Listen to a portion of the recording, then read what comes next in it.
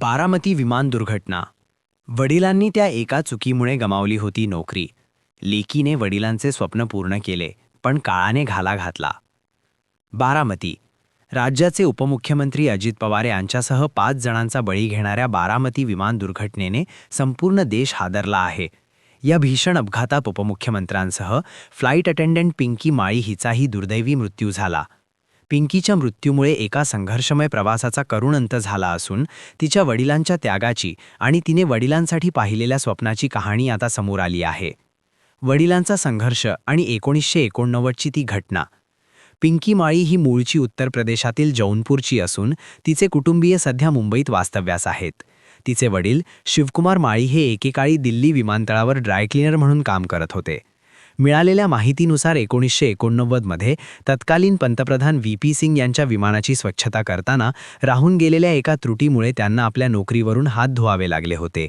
पंतप्रधानांच्या विमानातील स्वच्छतेच्या मुद्द्यावरून त्यांना कामावरून काढण्यात आल्याचा मोठा धक्का बसला होता.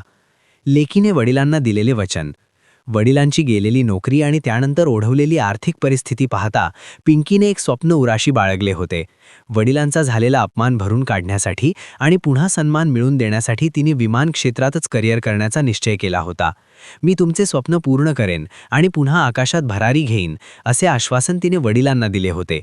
जिद्द आणि कष्टाच्या जोरावर ती फ्लाईट अटेंडंट झाली आणि गेल्या 5 वर्षांपासून ती खासगी चार्टर्ड विमानांमध्ये सेवा बजावत होती. शेवटचा कॉल आणि नियतीचा खेळ. मंगळवारी संध्याकाळी पिंकीने वडिलांशी शेवटचा संवाद साधला होता.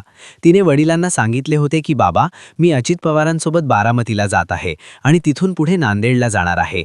मात्र बुधवारी सकाळी बारामती विमानतळावर लँडिंग दरम्यान विमानाला अपघात झाला आणि त्यात सर्वांचा मृत्यू झाला. टीव्हीवर जेव्हा अजित पवार यांच्या विमान अपघाताची ब्रेकिंग न्यूज झळकली आणि त्यात मुलीचे नाव दिसले, तेव्हा माळी कुटुंबावर दुःखाचा डोंगर कोसळला. पिंकीच्या पश्चात तिचे पती, आई, वडील, बहीण आणि भाऊ असा परिवार आहे. वडिलांच्या सन्मानासाठी आकाशाला गवसणी घालणाऱ्या पिंकीचा प्रवास असा अर्ध्यावर संपल्याने सर्वत्र हळहळ व्यक्त केली जात आहे.